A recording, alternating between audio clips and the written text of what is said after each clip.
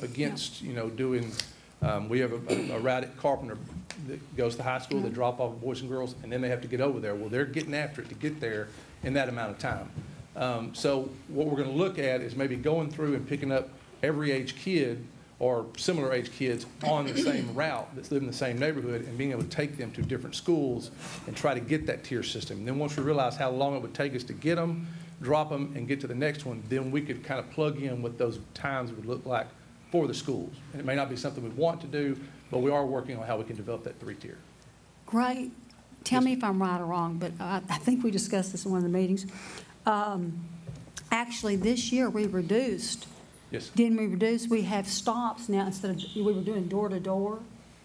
And so we cut that back even this year to certain stops. Am I right? That's correct. So it's kind of like working toward that. And have you seen a lot of change by doing that? I know you and I, when we talk, I'm amazed at how many car riders we have.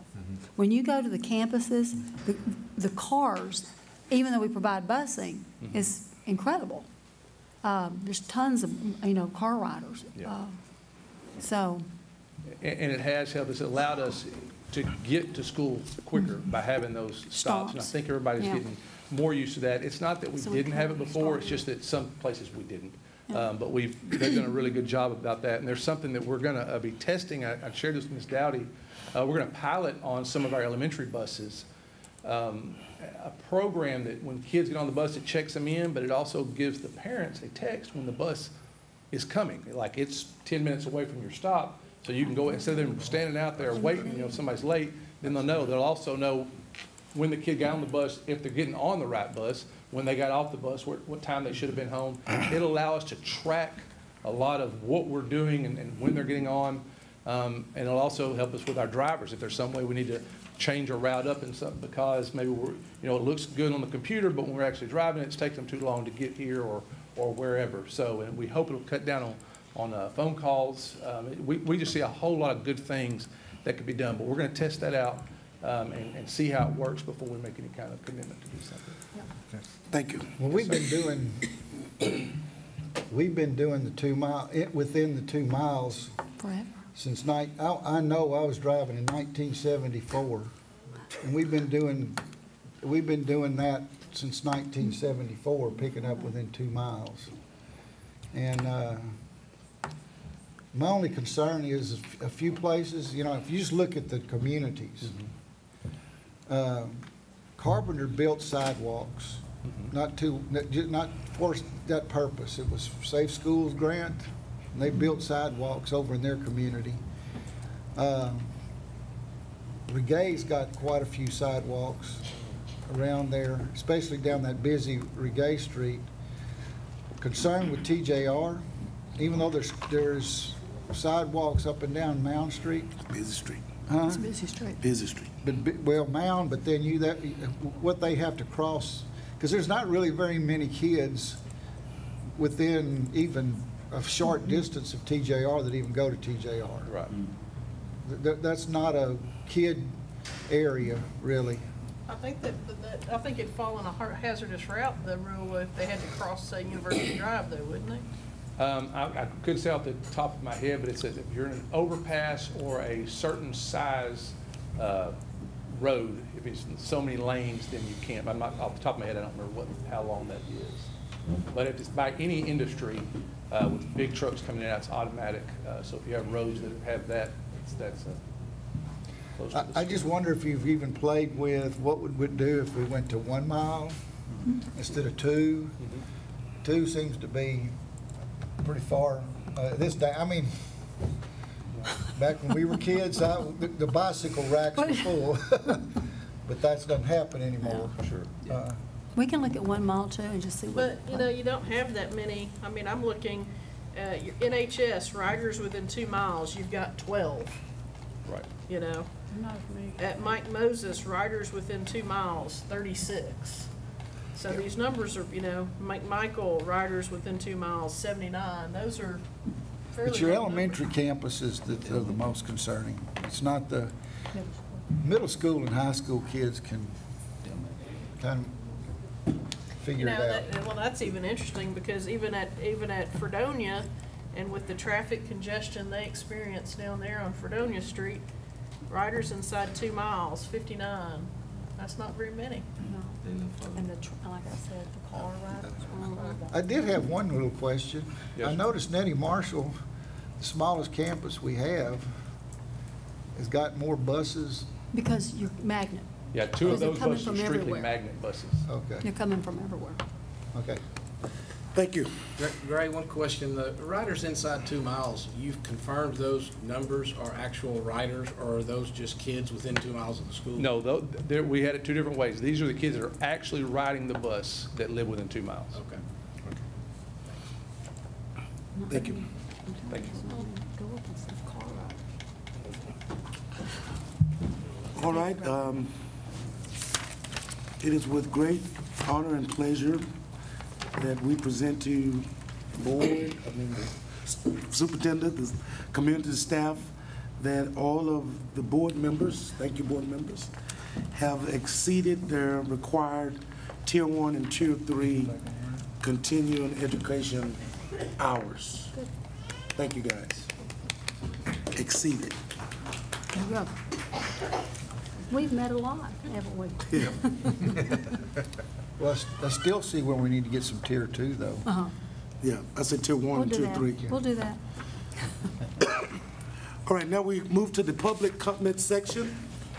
This is the time the board is set aside to receive citizen comment. Individual wishing to address the board should have completed the form located here on the table by the entrance of the door and provided it to us prior to the meeting.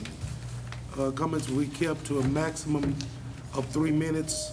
Groups of 5 or more individuals having the same concern shall have a single spokesperson for the group. The board reminds speakers that this open forum is not the time or the place to bring board complaints about particular programs or particular employees. The board has adopted specific complaint policies and specific procedures for presenting those type of complaints. The board cannot respond to the comments in this open forum, but can inform your policies and complaint procedures under the board policies. The board will now call Ms. Michelle Peck.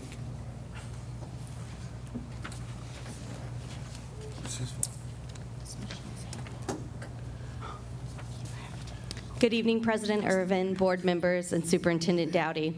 Just a quick note on the first report that we all heard earlier. I'd like you to take a look in your closets and see if you have any gifts from the school district that have a logo on them, or maybe look behind you at the matching ties that all the gentlemen are wearing. Think back to the board recognition event at the former Trade Center, Technical Trade Center, where wrapped gifts were presented to each of you, and ask yourself if $0 of gifts, tickets to football games and other events through the district, goodie bags at convocation. Ask yourself if $0 value has been received by you, the board, and if you can certify this report that you received tonight. I'm here to talk about the... Has anyone offered to buy back the ties that were given to us? No, they have not. Okay, thank you. Okay, last month I brought your attention to the grade changing taking place at McMichael and Mike Moses middle schools.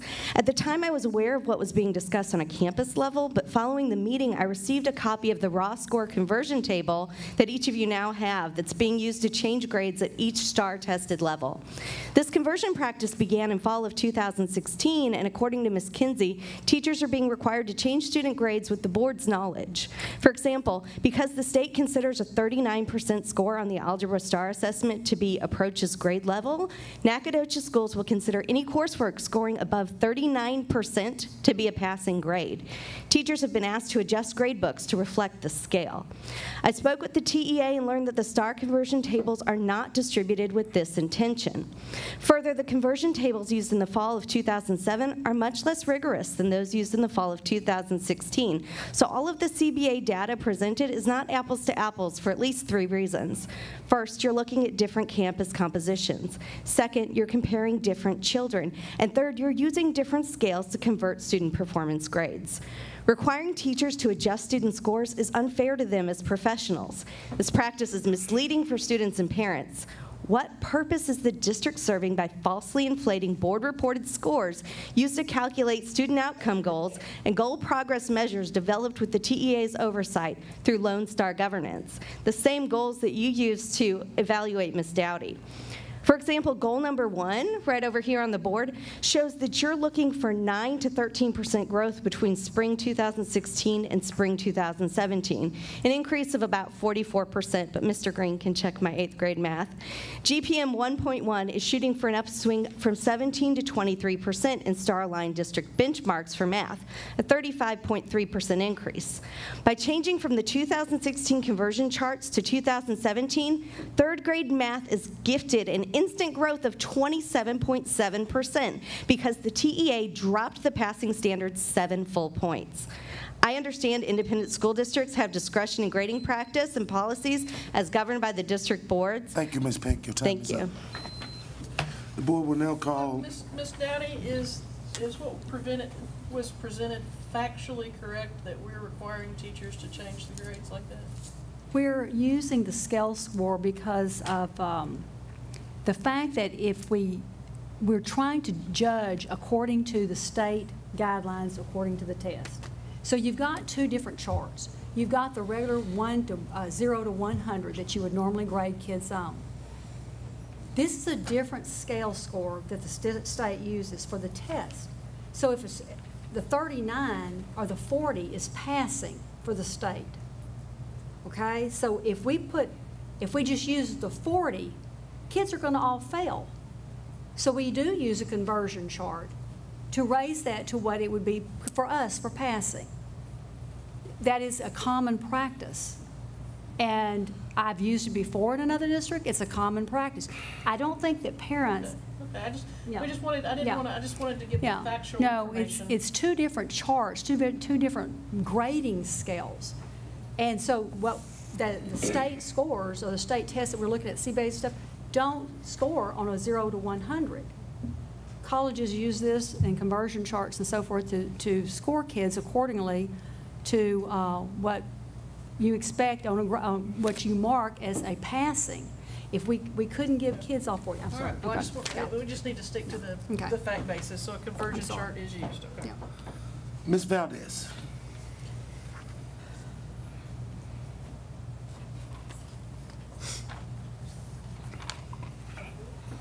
Who's this? What's her name? No. Okay, good evening, President Irving, board members, and Superintendent Dowdy. I'm Evelyn Sauceda, but I'm here to translate for Ms. Valdez, if it's okay with you. So, I'm sorry, Evelyn Sauceda. This is Ms. Valdez. I'm just translating for her.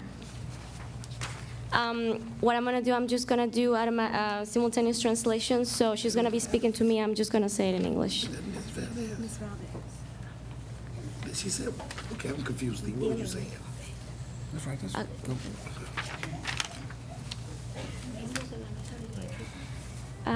Board members. ¿Me puedes decir con voz alta? Está bien. Miembros de la mesa directiva. Board members. My name is Zaira Margarita Valdez.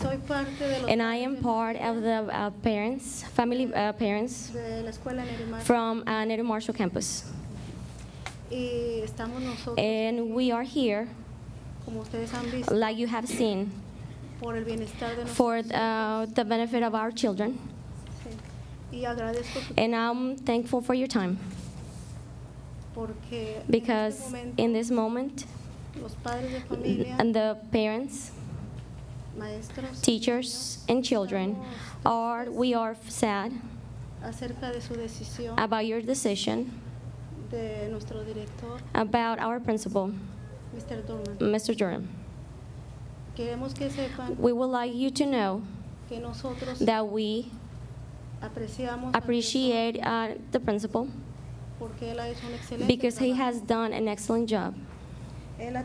He has had all these years an excellent attitude toward the parents. He has been excellent with us. And also we know that he is an honorable person que lo ha demostrado. And con he has estos años. demonstrated during these years. Y la prueba está And the proof is que Neri Marshall that Nettie Marshall es una de las mejores is one of the escuelas best en Nacogdoches. campuses in Nacogdoches. Y la única con And the dual only one with dual language program. Y nosotros como padres, And we as parents, la mayoría somos the hispanos majority we're Hispanics, y apreciamos and realmente we really appreciate que haya ese recurso en that el we have distrito, that a resource in the district porque, because porque nosotros we sabemos know que la diligencia del director that the leadership of the principal es la palabra, es clave was key para el éxito de nuestros to hijos. the success of our students. Él ha dirigido muy bien He la has escuela, guided and led our campus. Y ha sembrado una He buena has semilla, he has fostered good seeds una semilla en nuestros hijos, in our children, en las maestras in the y teachers, en los padres de familia. and with the parents. Una cosa que yo he One visto, thing that I have seen que él that he siempre always motivado a has nuestros motivated hijos our children a que después for de high school, them to go to college after high school. Ujú. Él siempre los motiva He has always motivated them que sigan estudiando, for them to continue their education, buscando por excelencia. to look for excellence. Y por esa razón, And for that reason, yo he elegido have selected Neri Marshall Nettie Marshall como lugar donde crezcan mis hijos. for the place for them to grow. Y somos muchos And we're que lo many apreciamos that appreciate. y me gustaría que por And I would like favor for you to de consider your su decisión y decision le den tiempo and give him time. porque él si se retira que se Because retire if con he honor. retires, that he will retire with honor. Él merece honor. Gracias. Thank you. And I want to make a statement that the board, it's my decision on that, okay? So I want to make that clear that it was my decision, okay?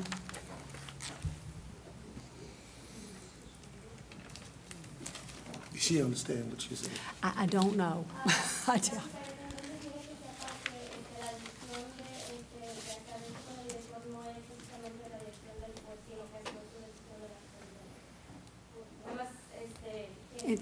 It's mine as superintendent. Yeah.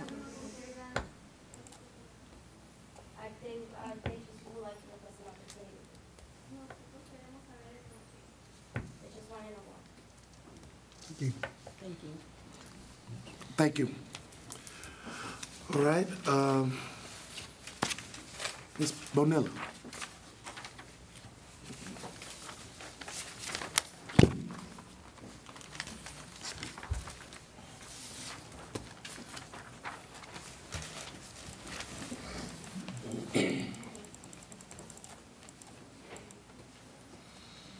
Good evening, President Irwin, board members, and Superintendent Dowdy. I'm Evelyn Sauceda. I'm the director of the Bilingual ESO program, and I'm here to translate for Olga Bonilla.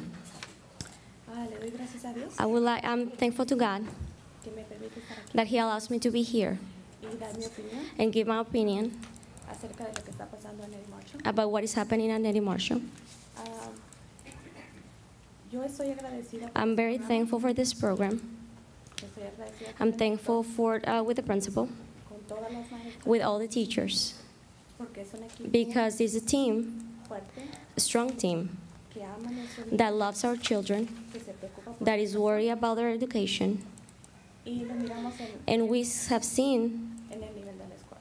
in the level and academic performance of the campus. Mi My, preocupación es my concern is si ponen otro director if they have another principal, tenga los mismos sueños y metas that principal would have the same goals and dreams que tenía Mr. Duncan. that Mr. Duran have with our children. Tengo dos hijas I have two daughters que hablan inglés. that speak English and Spanish. Ellas quieren ser doctoras They would like to be doctors, y yo les digo and I'll tell them que se esfuercen para aprender los idiomas, that they have to make the effort to learn both que languages, aprovechen el programa de Dual Language to take advantage of the dual language program, y que sirvan su comunidad, and to serve their community, su país. their country. Ellas quieren ir de misioneras, They would like to be missionaries, puedan ayudar en otro. and that way they could help in different countries. El director The principal ha hecho muy buen trabajo. has done a great job. Ha fundado buenas bases He has made good foundations para nuestros niños. for our children. Los motiva He motivates them todo el tiempo all the time para que vayan al for colegio. them to go to college. Tenemos en nuestra iglesia In our church, un niño de Neri Marcha. we have a student from Nettie Marshall. Probablemente tendrá 8 He's años, probably about 8 years old, quien traduce who translates cuando tenemos gente que when habla we inglés. have people that speak English. So, yo les pido So I ask you que por favor lo to piensen please to think about de or regresar al consider director to bring back the principal y seguir impulsando este and to programa continue and encourage this program. que es de bendición para nosotros. That is a blessing for us, Especialmente especially nosotros que somos for, comunidad que hablamos español. for our community that speaks Spanish. Gracias. Thank you. Thank you. Ms. Barajas?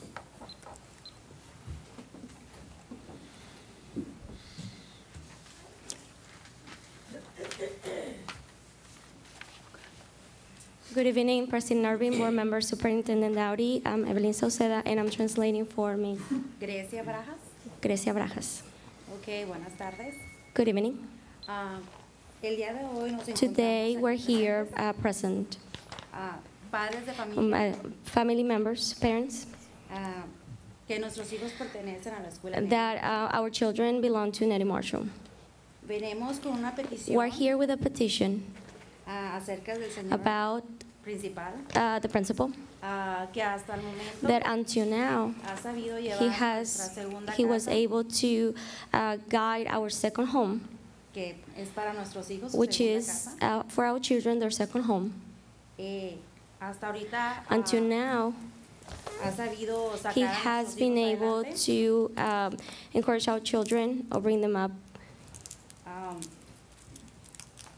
Les quiero hacer I would like to algo breve. I would like to say something brief También va incluido that is referente including in reference to el tema del segundo lenguaje, about second language or the program of second language or dual language que ha ido de la mano that has been along or hand to hand con la ayuda with the help de toda la área de la escuela Nelly Marshall, of all the area of near Marshall or the surroundings. referente a mi hijo, In reference to my son, que mi hijo viene that de my otro son lugar, is coming from another campus. del cambio que hizo para acá, The movement or the change that when he transferred to Nettie Marshall, ha tenido un 99% he has gained a 90% de superación. of academic achievement or improvement. Le doy gracias I'm thankful a toda to all la gente que ha estado all the apoyando, people that have been supporting him, maestros including teachers y el principal. and the principal. Por esa razón, For that reason, vengo I'm here a abogar por él. to talk for him. So thank you, Mickey. Respecto al tema, del Concerning the segundo topic idioma, or about second language or the dual language program, recuerden remember que aquel que lleva 2 idiomas that the one that has 2 languages, vale por 2. it counts for 2. Gracias. Thank you. Thank you.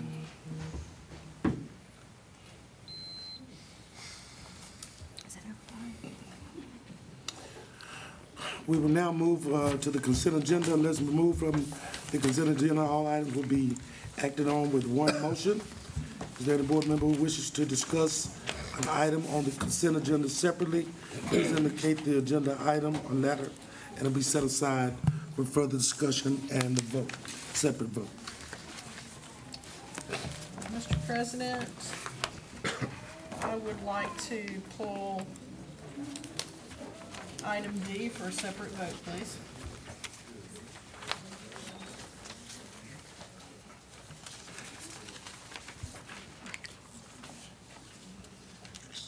Okay. Item D. You say D or B? D. D. D as in dog.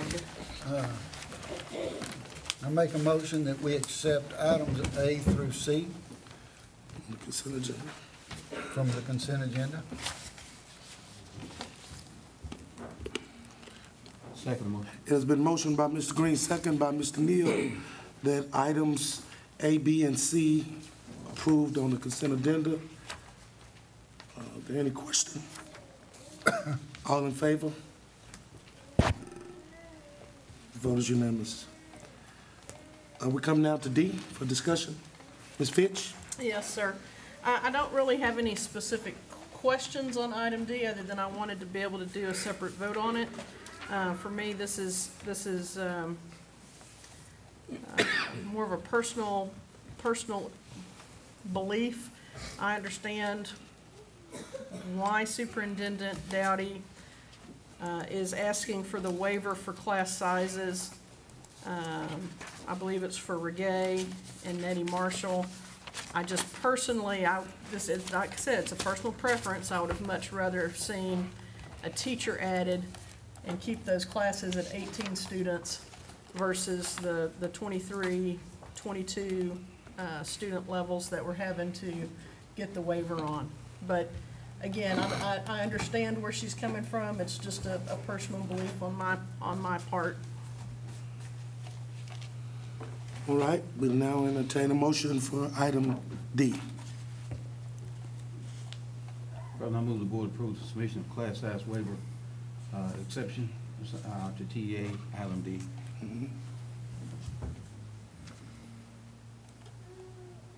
I second. Moved by Mr. Neal, second by Mr. Green, that we approve item D. Is there any further discussion? Ms. Dowdy, do you want to explain a little bit? Sure. I see what you're saying. What Pam's referring to, and I want to make it clear too, that as superintendent, I wish I could drive every class down in the district we've talked to 18 to 1. However, money becomes an issue, and also space. So, for example, at Nettie Marshall, we're out of space. We have no more classrooms available. So we can't, I literally can't add a classroom there, or I have to move the kids from that campus to go somewhere else to drive that number down. On Regay, they have 23 and 23, just 2 over. And they do have class size. They have a one class, well, she's already gone, but I know they have one classroom left. It's merely saving the money, because I know I'm going to have to look back. When TEA comes in January to audit us, we're going to have to look at how we're going to spend money in some areas that I know they're going to be designated to spend. And I'm watching that, because I know special ed is an area of huge concern, and we're going to have to add staff there for inclusion, because they're going to demand it. So I'm just watching the bucks there. And so I'm looking at 2 over as opposed to adding another teacher to drive it down that much. If I had my way, we'd do it. But it's just the dollar bills and budget. Is the principal at Regay asking you to? She would love to have one. Yeah. I will tell you, and who wouldn't? I would expect every principal to ask for that. But yes, she would love to have one in 2nd grade. And, okay. Yeah. And I will certainly entertain that if I know that we have. I want to wait to see what they're going to request, okay? But then before I add another teacher there. But Nettie, I just don't have any place to put them, because actually they would require 2 more teachers, and we don't even have space for 1 classroom. Are the SFA student interns still going to some of our elementary schools like Regay? Yes. Yes. One of the things you need to see too, when you look at a classroom like that, when it says just pure 23 or whatever, a lot of times it's not really 23, because as you know, there'll be a pull-out from special ed kids going out. There's also interns going in, or they may have aides going in and assisting. So a lot of times kids are pulled in and out of those classrooms, so it's not a set all day 22 or 23. I mean, it's not always just, like at kindergarten, we have aides there. So that would help manage that class. At 3rd grade is where they're over in 3rd for Nettie.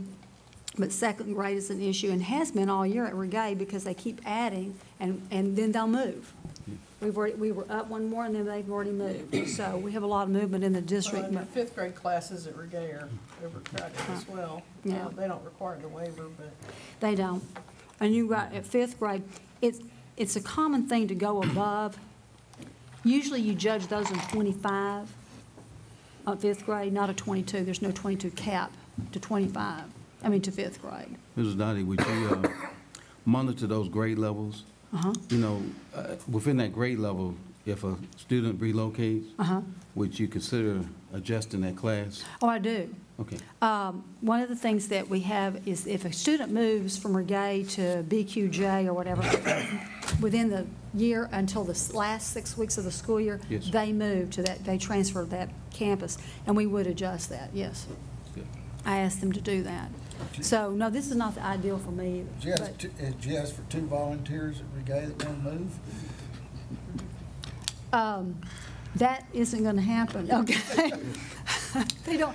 The good thing is, you know, your teachers, your parents usually don't want to leave the campus. That's a good sign, you know, so. All right. Are we ready to vote? All in favor? So. Opposed?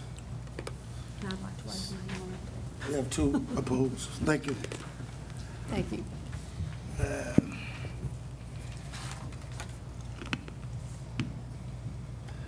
We come now to the action agenda.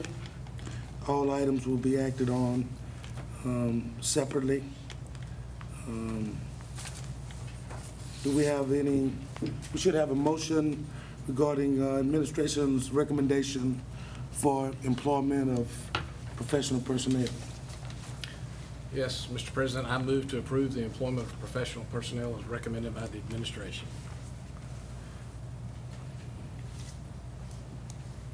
I second. Both move and second. All in favor? Unanimous. Is that 7 of them? Yes. All right, first reading of the TASB policy update 109.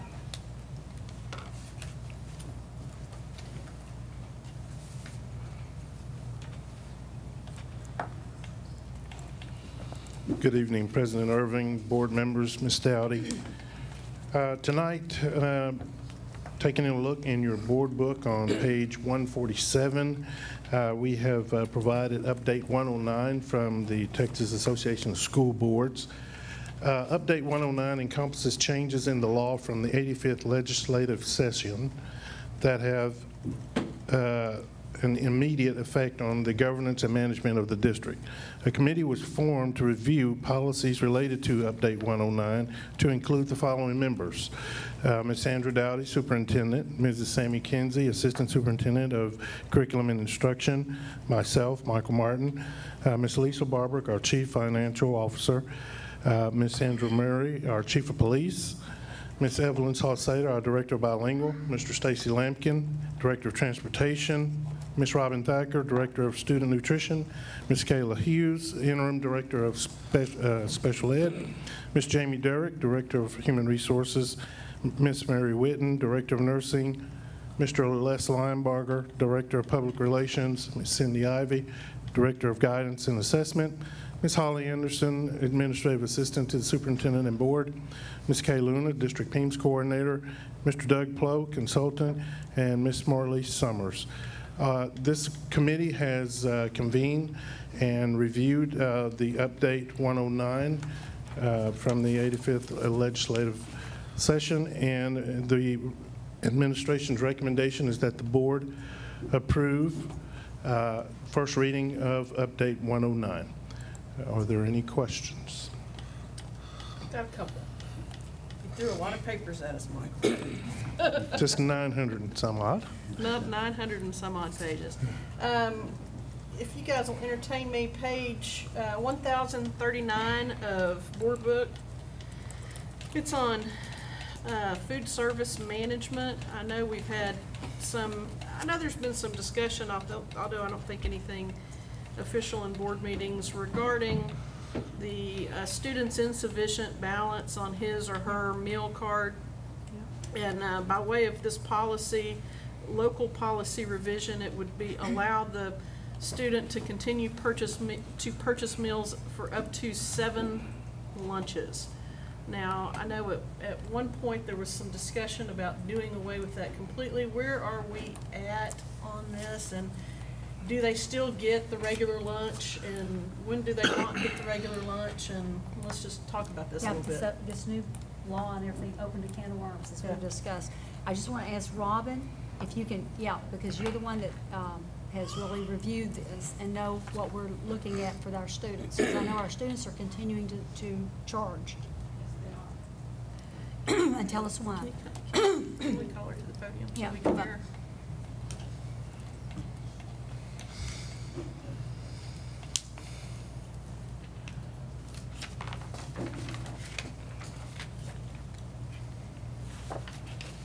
Students are being allowed to charge because we're not going to take their meal away. And in order to offer, quote, an alternate meal, it has to meet all the it still has to meet all of the regulations, which puts extra burdens and stuff on them. Plus, they have a different meal from their peers. These are students that don't qualify for free and reduced lunches. And the staggering price tag currently is at $6,000 or $7,000. All right, so we are providing a regular lunch to students? Yes, ma'am. Okay, so they're not getting anything different from what the other students are. And according to this local policy, we would only allow up to 7 lunches. Right now, that's not what we're doing in practice? That is not what we're doing in practice. That's what we had told TASB we wanted to do, but TASB still everyone's still struggling with this. Okay. Because across the state, they're all looking at the same thing. We're not wanting to take meals away. If they do if you do an alternate meal, it has to meet all the reimbursable requirements. Some districts are saying that they're going to do a cheaper meal, but what is really that? I mean, you're still punishing the kids either way. So. Right. And at one point, was there a discussion about going 100%? We have a program. There's a program that's available to districts called Community Eligibility Provision, and what that allows is for the district to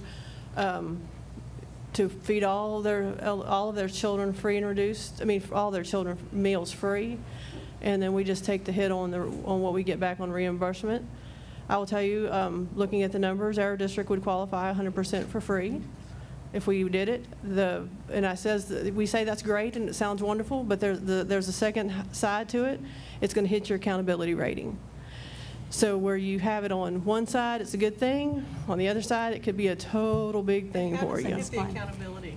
Whenever you're doing free, that's why I ask every year, and I know some of you have asked to help drive up those. We want to get a form in for every child that's eating on free and reduced, because it counts on our accountability system for free and reduced, for our economically disadvantaged. That's where they draw those numbers from. So it puts us in a literally different category of accountability with students if we don't have that number correct. So what districts watch is that if you go and say, okay, everybody's going to eat free, it's very hard to get those forms in. You still have to get the forms in even though you allow them for free, because if you don't get the forms in and turn them in, you don't get to count it on accountability. It'll drive us into a completely different category of schools to be compared with. So if we do this, and I think it would be good to do, it's just that we have to have a mechanism in place that we ensure we still get those forms. So. And the forms will be a modified form. It wouldn't necessarily be the free or reduced form. It's a modified, it's not like all the link, but you still got to get them in, because TA looks at that to say how many really, because even though we're saying 100, you really don't have 100. So what is it really for the accountability system purpose? And you have to verify that by the forms. So right now, if we were at 80% on a campus, it could drop to 60 or 60% if we don't get those in. Forms. And so that puts you in a whole different category of accountability. But theoretically, if we adopt this policy, we've got kiddos out there that may not be eating lunch. Well, I would just tell you that the policy is fluid. In all honesty, the practice is that we're feeding the kids, we're racking up the bills. Where the principals are working hard trying to help us get the kids to pay their bills. I know at high school they lost exemptions if they did not have their bills paid. And again, these are kids that don't qualify for free and reduced lunches. I mean, so they don't have a form, there's nothing, because if they qualified, we've captured them on a form, or we've got the social workers to go out and capture them. So these are people that These are are kids just that choosing not to pay. And sometimes it's just the kids don't take the bill home, so. Yeah. Tell us, Robin, if we were to go to that program, we've discussed this, what time this spring would we need to start looking at them? We would have to have everything in order by April 1st. Okay. Good. Mr. Martin, my next question then is on page 1052.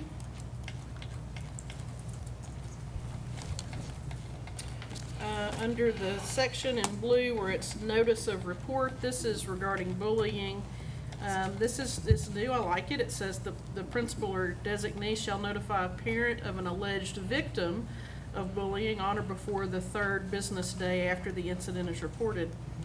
At the same time, the next sentence says the principal or designee shall also notify the parent of the student alleged to have engaged in the conduct within a reasonable amount of time.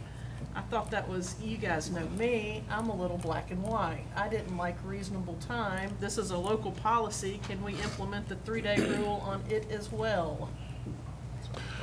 We can, it's a local decision. The intent here, if I can jump in, Please. is the emphasis of the 3 days for the victim to prevent suicide. It's that we've got to make sure that the victim's parents know right away. So if we're going to light the fire underneath an administrator in one direction or the other, it has to be the victim so that mom and dad can intervene and make sure that the child is taken care of at home. There's nothing that prevents the administration from having that 3 days for the perpetrator as well. But that's the basis for the distinction. I would like to propose that change To 3 days to 3 days. for both. Reasonable is too gray. And we try to do that anyway, so, because the quicker you can get to them. So, those were my 2 questions. Anybody else? Any other questions? Are we ready to vote? I would make a motion that we approve the First reading? first reading of these with the change Necessary corrections. in, which is this local policy FFI, to change the reasonable amount of time to notify the incident to 3 days. We have a motion. I'll second. Motion by Ms. Fitch, second by Mr. Matayu. Are we ready to vote? All in favor? That's it. The board will now conduct an executive closed session. Excuse me. Oh, one more. We have a couple more here. Well, Mr. President, if I may.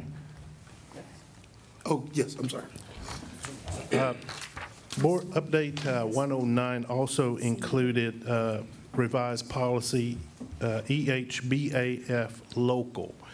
The committee reviewed this policy as well and is making a recommendation of a minor change to include, and I'll just quote it here, quote, "Before a camera is activated, the principal and special ed department designee shall provide advance written notice to staff on the campus and to parents of the students assigned to or engaging in school activities in the classroom that video and audio surveillance will be conducted in the classroom." The change that the administration is recommending there is that the special education department designee also be part of the notification process so that everyone knows, everyone is in the loop of the notification. That is the major change. Any questions? We'll entertain a motion. I would make a motion that we approve the first reading of revised local policy EHBAF, special education video audio monitoring. I'll second. Motion and second. All in favor? Thank you. The next D is review of proposed commissioner's rule regarding the legal, EL legal, and EL local campus charters. And Kelly actually made a cheat sheet, okay, and I'm gonna pass that out at this time because it is so lengthy, the legal policy is, and knowing that this is still not the administrative regs that will come from that policy to give them more detail. But what we want to look at tonight is the EL, the legal and the local, and talk about some of the things we have found out that if we want to engage, if it comes to an option of going to charter versus closure, then this is some of the things that we would have to look at, okay? Okay, board members, I understand that the hour and it's late, and so I'm going to try to review these as quickly as possible. The first thing I want to emphasize for you, as I've done on this first slide, is that the operative word is proposed, as Ms. Dowdy indicated in the superintendent's report. What we have to share with you tonight are proposed commissioner rules on how to implement this new partnership concept. The rules that I will review with you have been distributed statewide, and the state board will be taking comments, and then the final rules will be distributed in mid to late January. We do not anticipate, or TEA does not anticipate, significant edit, but there could be some tweaks here and there. What we have been told with by your TEA contact is that if your district can fit within these proposed rules and function, then likely you will be able to fit within and function in the final rules. Just some basic background, the operative terminology or the term of art that you're going to hear repeatedly is Senate Bill 1882 partnership. That's what this new concept is going to be referred to and is being referred to statewide. And as Ms. Dowdy indicated, it authorizes school districts to enter into partnerships with certain entities, basically charter schools, to operate these district campuses that have been in IR status, year 5. Basically, what the legislature has contemplated is that you're giving up management and control of that campus because for 5 years we haven't been able to make it work. And so we're going to contract with that third-party entity, and we're going to give up management and control. They're going to come in and they're going to try to make magic happen because they have a successful track record. TEA will continue to evaluate the performance of that campus. Basically, what the school district gets is it gets a 2-year pause, is what they're referring to it in statute, is you get a 2-year pause from any kind of intervention. So you're given 2 years with this entity to try to turn things around and get your rating up to meets standards. As I mentioned, these proposed rules were just issued December 8th specifically. We can comment up until January 8th, and then anytime between January 8th and the end of February is when we can expect the final rules to be issued, and they're hoping for something in the middle, which is why we're being told mid to late January. A brief summary of the proposed rules, and I'm going to run through these bullet items. You're not going to find it in the education code, you're going to find it in the administrative code because this is your commissioner rulemaking authority. The intent of these rules are to clarify, number one, what does it really mean to partner and operate a campus under Senate Bill 1882? What are the minimum standards for performance going to be when you enter into a contract with this third-party entity, a charter school? And then what kind of processes and criteria are you going to be required to include in your contract with that entity in order for TEA to approve that partnership? So I'm going to run through all of these for you real quick and give you the proposed rules and the answers to those questions.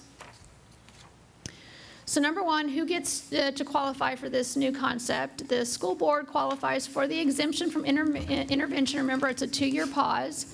If it agrees to contract to partner with either an existing open enrollment charter school or an entity approved by the commissioner. That entity approved by the commissioner is an entity such as a college or university that doesn't already operate an open enrollment charter school. For instance, SFA's charter school is already an existing open enrollment charter school. This is referred to, what they're referring to here is a college or university that does not currently operate an open enrollment charter school, but someone who wants to begin a process like this. So either a higher education, nonprofit, or a governmental entity. Your option will likely be with number one, contracting with an existing open enrollment charter school, because the latter option, TEA has already communicated that the standards for meeting their expectations, if you happen to be one of those three entities, are going to be pretty high. So you will likely be seeking out some type of interest from existing open enrollment charter schools. To qualify to contract with the school board, that charter school cannot have already previously been revoked. And they have to have acceptable ratings for the past 3 years, both academically and financially. And then they also have to be able to show that they haven't had their charter, they haven't allowed it to expire, and it hasn't been surrendered.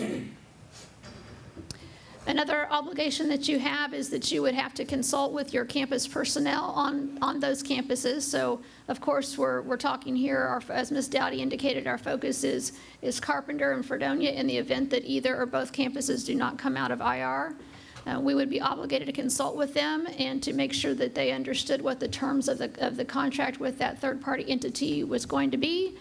And then we would all need to make sure that we understood that by entering into a contract with the charter school, our obligations to honor those individuals' Chapter 21 contracts still exist. Mm-hmm. So this doesn't absolve us of our obligation to continue to employ those individual educators under Chapter 21 contract. And I'll explain some more personnel issues here as we work through these bullets. There's a process in Chapter 12 of the Education Code where any entity has to apply to be an open enrollment charter school. And that's what Ms. Dowdy was referring to earlier, is that we will come to you once these rules are final with an actual local policy that will begin the process of you authorizing the school district to begin the application process to become an open enrollment charter school on that particular campus. As I mentioned, the commissioner still evaluates the campus performance and gives that new campus an accountability rating. You do get 2 years of timeout or a pause from the interventions and sanctions. You can extend your agreement beyond the 2 years with that charter school, but only with commissioner approval. In other words, if it hasn't worked in 2 years, he's probably not going to approve you for 2 more. But if you've got something, wonderful going, then maybe, or if you're just on the brink, then maybe there will be an opportunity for extension. But it's designed to happen in a 2-year period. Must include a provision in the contract for student eligibility to enroll at the charter campus. So keep in mind, this is a charter school that already exists, has bang-up ratings, is doing a wonderful job.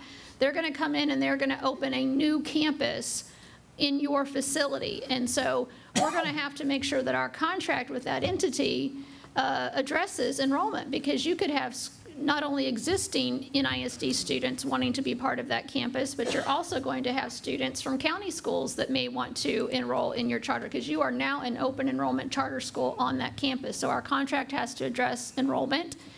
It has to indicate specifically, though, that any student that currently resides within the attendance zone of that campus, they get first priority. Then students enrolled in NAC get second priority, then students from outside the district. So the contract with the entity would have to specify those things. If you are a teacher assigned to that particular campus, you are still eligible for TRS, just as if you always were. There will be a deadline, Ms. Dowdy. They've told you the deadline is what? March 28th. March 28th is the date they're throwing around, but it's not in the rules.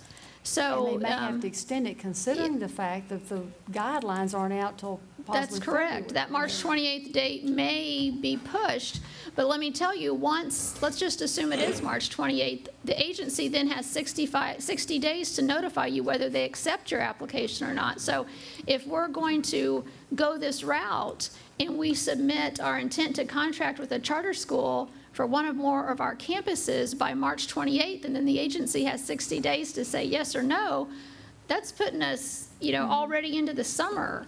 Almost. And so I don't know that they're going to be able to push that March 28th date much farther than what it already is, but that's the intent, is that we'll have to meet that deadline and have our contract negotiated and ready to go and to be submitted to the agency by theoretically the end of March. Can I say something? In our discussion too with the guys that we're talking to, I asked the question because I figured you want to know. Let's say we for safeguard went with a charter, okay, just to be on the safe side. And so all of a sudden in the summer, we make it. We find out in May or June the scores are there. So what, can we take it back? And so they said that is all in the negotiation with the contract with the charter. Everything that we do is in the negotiation package. So what I'll show you here momentarily is that your contract must include basically certain things, and the conferring of authority over to the charter school is the major component of the contract, that you as a governing body give up the control and decision-making for that campus. But that campus charter, they may decide to keep all of your people and so forth and so on. And so it's all subject to negotiation. And if they do decide they're going to keep all of your people, then their overhead or outlay is probably minimal if all they're committing to you is simply a new way of educating, a new type of curriculum. And you may have more of a likelihood to be able to, quote unquote, change your mind or get out of an agreement if we make it out of IR. If, on the other hand, they're bringing in all their own people, they're bringing in leadership, they're really, investing quite a bit into this campus to get it to turn around, then they're less likely to want to negotiate with you in the event that you get your scores back in the summer and you're out of IR. Kelly, May just I ask the obvious? We're sitting on December the 19th. Is it even comprehensible that we could negotiate such a technical, complicated contract and have it ready to submit to the state by March the 28th? That, of course, is the magic question. The technical aspect or the components of the contract really are, while significant, are probably not quite as significant as trying to capture interest of a charter school. This law was written with the urban areas and big cities in mind that already have a significant, successful charter school program, where those charter schools are chomping at the bit to expand and get into more districts and more campuses. This law wasn't written for Nacogdoches. This wasn't written for East Texas or West Texas or quite frankly, any rural area. And so I think our biggest struggle is going to be able to attract interest. Some districts are even contemplating going out for bids, so to speak, and seeing. Ms. Dowdy will share with you, she's already picked up the phone and started contacting different charter schools, and she's garnered a little bit of interest to at least sit down and talk. This idea is extremely new. I think, the charters like KIPP, they were actively involved in the creation of this new law, but they'll tell you straight out, we're not coming to Nacogdoches, that this isn't for us. And so it's going to be an obstacle. But again, Kelly, tonight, the purpose of D is just in case. Absolutely. It is your backup plan. Backup plan. It is, we can't wait until this summer to find out what the scores are and then decide what our backup plan is for Carpenter or Fredonia. And so we have to get moving now and have that plan in place in the event the scores don't go our way. That's what we need. But it sounds like that I see two big obstacles here. One is getting a charter school's interest, and number two, being able to have that contract submitted by March the 28th. And So is this reasonable? Is this an efficient use of our time to even look at this? Is this a viable option because of those two very significant obstacles? Correct. And what I anticipate is that before TEA would give Nacogdoches reprieve, we would have to illustrate that we've made efforts to at least try to accomplish those things, and then be able to show them, look, you've given us these two options basically, and we can't do anything with them because we can't spawn any interest. But nonetheless, this is what's been laid in our lap. And so what we're wanting to do is provide the overview tonight to let you know that we do have the rules. They've been released, but they're proposed, and we won't have a local policy to bring to you until January, hopefully, when the rules are finalized. But that will be one of the first steps, is that you will have to approve the local policy, which at least authorizes the contracting with an entity, assuming that we were able to pique some interest. So let's see, what have I not covered on this particular slide? The commissioner cannot impose additional requirements that he doesn't already have in the education code for all other open enrollment charter schools. So just because you're a Senate Bill 1882 charter doesn't mean that you're going to have tighter restrictions. You're going to operate just as an open enrollment charter school. Just a second, Kevin. Yeah, y'all have any other questions, Pam? I've got one. Yeah. Okay. So the charter school that maybe could be interested, if they took it on for a year or two and it didn't go well, is it going to affect their ratings of their own current system, or do they get a free pass on that? Because if it's going to affect My understanding is that it is our ratings. My understanding, the way the rules are written, it is the school district. It still remains an NISD campus. So if you have a charter school that's doing great, and the state loves them, and they're just knocking it dead, they can take on a Nacogdoches with as long as the resources are paid for and they're happy with putting out the effort.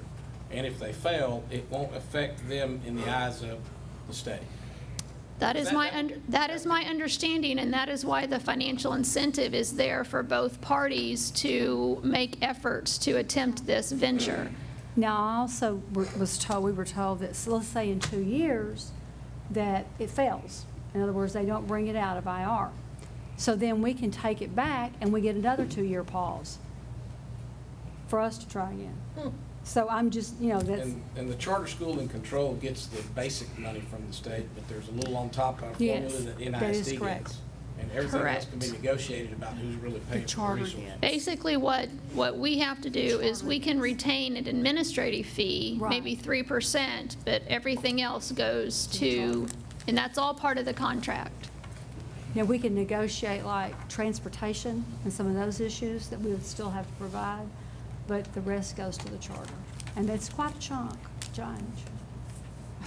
And that's the language I have for you on this slide. And when do we have to have this? If they bring their own staff, total overall, then we have to dismiss ours?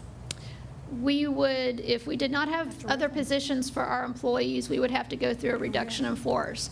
I will stand probably fairly firm in saying I don't think that's going to happen, because we're in Nacogdoches. They're not going to bring Houston or Dallas people to Nacogdoches. That's right. Is it possible that they might bring 1 or 2?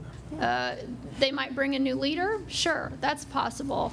But I doubt that, we would have a situation where they would have a plethora of applicants and staff that want to transfer to Nacogdoches. So I think more than likely what we're looking at is probably some type of scenario where they bring minimal staff, minimal leadership, and then they get to make the decision about who stays on that campus and who has to be reassigned elsewhere within the district. And we basically have to have all of our elementary reapply for that position, with the charter management making the decisions about staffing. But we would still be obligated to maintain our Chapter 21 contract with the employees. So they're still an employee, they're just working for somebody else? Correct, exactly. Interesting. It is very interesting. This is an action item, isn't it?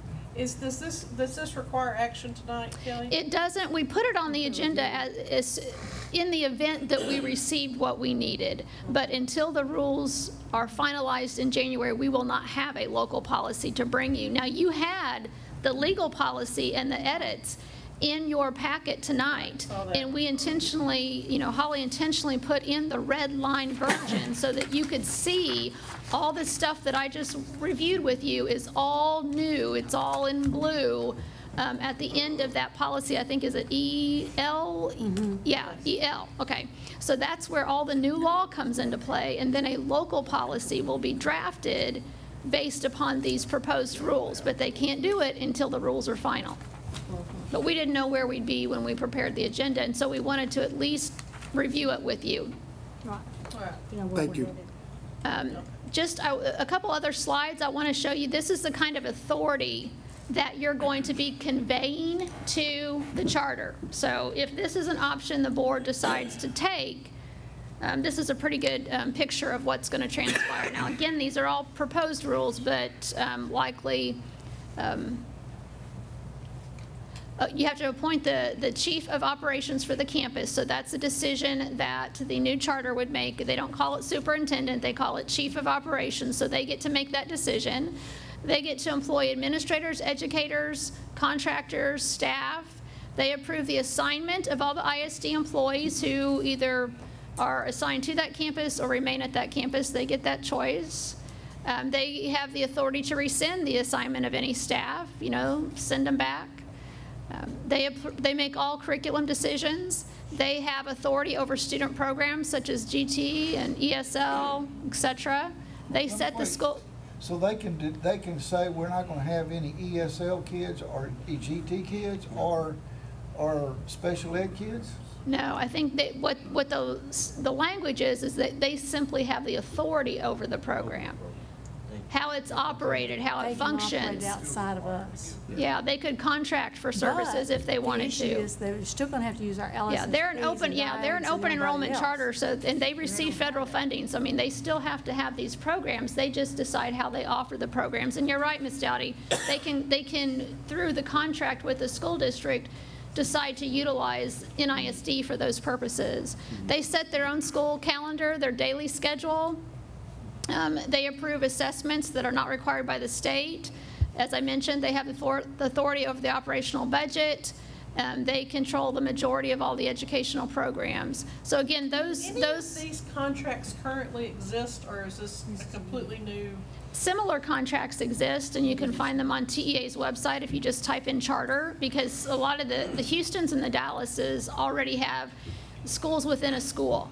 But it's their own charter. They still operate it. It's just, it's an open enrollment charter that's created by the school district. And it's not a private or outside entity. So while it's a charter, it's just a different way of teaching, almost like our magnet campuses, right? So, sort of, but we don't. But have not that really. Option. We don't have that option. No, we do not have that option. Because we are not trustworthy in the eyes of the legislature. We have to go to an outside entity to come in that has a proven track record to manage the campus.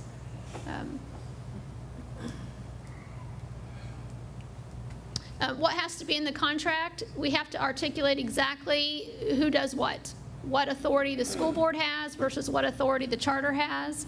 And we also have to articulate the performance expectations. In other words, what our campus targets are going to be and what the consequences are if we don't meet those certain goals. We have to include financial expectations, again, how much they're going to charge, what we're going to get from TEA, and what amount we're going to withhold. Campus enrollment and expulsion policies. The term can be no greater than 10 years, and we were told by the folks at TEA that they wouldn't be surprised if the charters want to contract with us for more than 2 years, which could present a quandary if we want to get out of the agreement. And so, just FYI. If we're ever going to terminate or extend the contract once it's executed, we have to have a public hearing.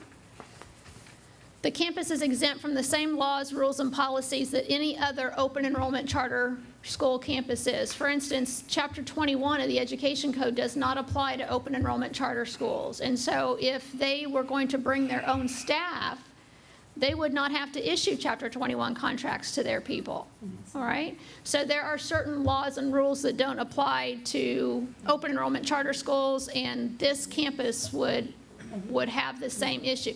I would suspect that this might be one of the areas where we get some response to the proposed rules, where we might need some clarification again as to an existing employee who remains on that campus. Service agreements can be entered into by the charter for facility use, transportation, education programs to all be shared with the school. So if they wanted to use our buses, if they wanted to use our SPED department, all those resources, they can enter into an agreement with the school district to use our services. Then financially, again, weighted per pupil allocation that goes to the charter has to include anything that we get from local, state, and federal resources or funding. We have to articulate in the contract what our educational plan is for the campus and what the consequences are if either the school or the charter breaches the contract. And then finally, what is TEA's role? The rules say that the school district must meet TEA's deadline. Again, as of right now, it's March 28th. If the school wants to amend the contract during the course of the contract's term, we must notify TEA and get their approval. TEA is going to monitor the partnership. They do that by on-site visits and records requests, and we have to respond. They will have continued eligibility for the partnership, and that will be dependent upon whether or not we've complied with the rules. And then, of course, any decision of the commissioner is final and not subject to appeal. And what they mean here is that if we submit an application and it's rejected, it's rejected, end of story. There's no appeal right. So those are the proposed rules. And I can give one more step. Some districts are looking, I thought it was just for IR campuses. Some districts, such as Midland, are looking at it for not only their IR campuses. I had no idea this is open for regular campuses as well because of the monetary factors involved. Because of the extra money in the formula. Yeah. Are they able to ask for government grant as well? Yes, if they are an open enrollment charter school, then they are allowed to receive, federal funding, and so they're probably eligible for that. It would depend upon the type of grant, but I would think so, yes. Do we lose our grants at Carpenter? Thank you. Yes. Thanks.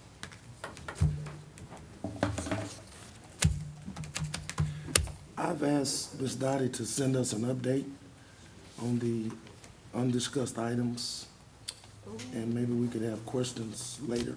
I think there's some consultation with our attorney that may be required.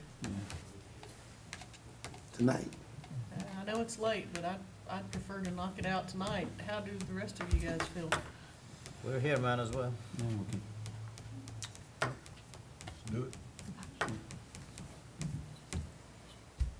We'll try to make it fast. 30 minutes? She says we can do it in 30 minutes. All right. Board will now conduct executive closed session, discuss items posted on our agenda pursuant to the following provisions of the Texas Open Meeting Act as allowed by the Texas Government Code sections 551.071, 551.072, 551.074, 551.129. No voting will take place in closed meeting. Any action the board wishes to take as a result of discussions in closed session will take place after the board reconvenes. It is now 9 o'clock.